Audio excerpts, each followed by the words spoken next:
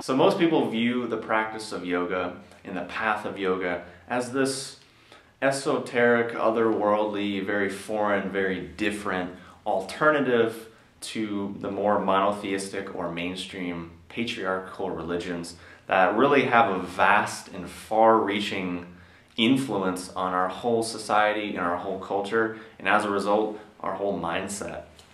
So what we're going to do in this video is basically see and understand how most of the time, most of the practice of yoga is just another form of Christianity, is really just another form of a person beating themselves up and not feeling good enough, and really just taking all of the voids that were created by the initial dysfunctional programs and just trying to drive them deeper and deeper into the body, which really doesn't work.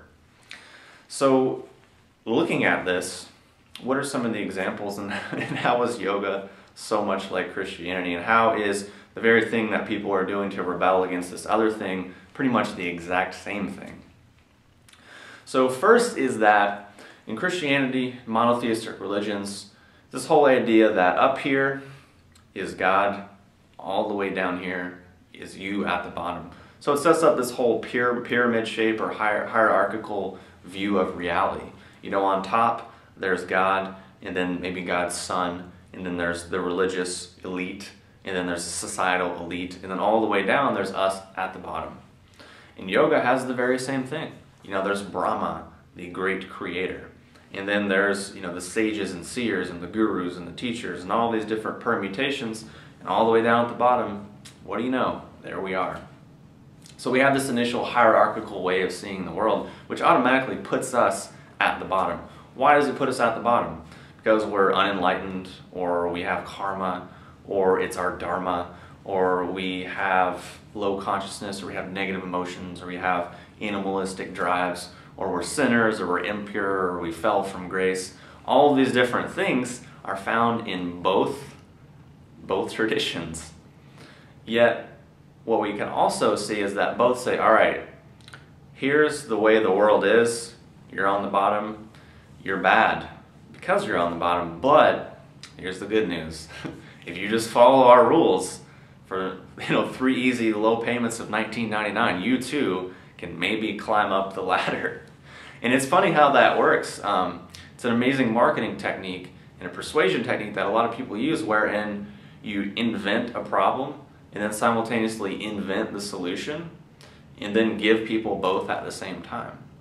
It works, obviously. I mean, look at society, look at history. So that's kind of what's happening here. And it's basically saying, look, you know, if you just follow these rules, if you just meditate enough, if you just purify your karma enough, if you just follow the commandments, if you're just a good enough person, if you just do X, Y, and Z, then maybe you won't be so bad, you won't be so impure, you won't be such a sinner. And both of these paths have the exact sort of same structure, which gets us to the next point, which is the underlying guilt, the underlying sense of not belonging, not being worthy, not feeling good enough, not feeling like you deserve X, Y, and Z, and again, feeling at the bottom, which is really predominant when you listen to what people say about their yoga or their spiritual path or even their sense of self. This guilt thing is really huge and is one of the main control mechanisms that these traditions and religions and paradigms use to keep people on the hamster wheel. So the point is not to bash Christianity or to bash yoga or any of these things, or to say you should or shouldn't do this or that, but more so to point out how we get trapped on the hamster wheel, what keeps us running on it, and how we can eventually just say, you know what, I'm kind of over that. I don't really want to do it anymore. And I'm not making this video trying to convert you and say you should or shouldn't do this, because honestly I don't really care, because that's not why I'm making the video. I'm making the video because I like to do it. And if this makes sense, it's fine. If it doesn't, it's fine too. It's not really what this is about. So getting back to our point, we can find this guilt as well, because we see, oh, well, if I just do enough karma yoga, if I just do enough good deeds, then maybe I won't be such a bad person. You know, if I just, you know, so many people give in charity out of guilt.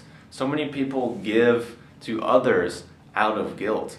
and do things out of guilt, which stains and distorts the whole experience.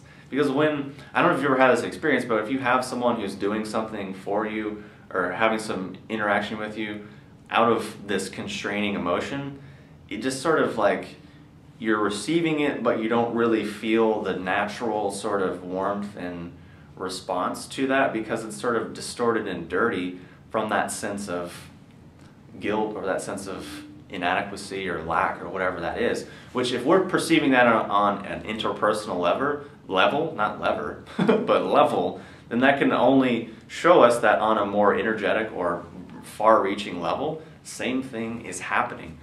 Things are responding to us in much in the same way. So we can also see this whole obsession with the illusion of purity and also the obsession with the whole savior archetype. And we mean obsession and fixation at the same time because it just literally people become fixed on it. Meaning all people will talk about is, you know, I'm doing this cleanse, or I'm this fast, or I just got rid of this, or I just got rid of that, or so-and-so so this, so-and-so so that. And it's really this projection of that original guilt. And the whole savior archetype, again, still just implies the hierarchical mindset of, I'm at the bottom, they're at the top. Oh, my guru will save me. Oh, my teacher will save me. Oh, if I just read the right books and really apply myself, then maybe I'll be okay. And all of the while, we're just driving, I'm not good enough. I don't deserve this. I'm at the bottom. Who am I? All of that is just basically taking us in the opposite direction that we really want to go in. Much in the same way, if we were to learn a physical exercise, but we have distorted posture. You know, maybe our shoulders are all hunched up like this, and we have really just bad posture. We walk around like this all day. We're gonna go out and start lifting weights. Oh yeah, I'm gonna bench press. Yeah, bench press and doing push-ups, you know, doing curls, doing all of that, but we have this horrible posture. What is that doing? Basically beating the body down even more and ingraining the imbalances deeper and deeper into the system, rather than saying, oh yeah, let me just correct the imbalance, get things more in alignment, and then now let me go lift weights. Oh, it's way easier. I gain muscle faster, I recover faster, I look better, I feel better. Oh, that's a lot easier. It makes a lot more sense. So that's really the point of the video and the point of identifying these different things. Not just to bash or to put anyone down, because that's not really the point. That's not really helpful. So hopefully the points we've made and the illustrations we've gone through so far have been helpful to you. If you have any questions or comments, post them below, and I'll talk to you soon.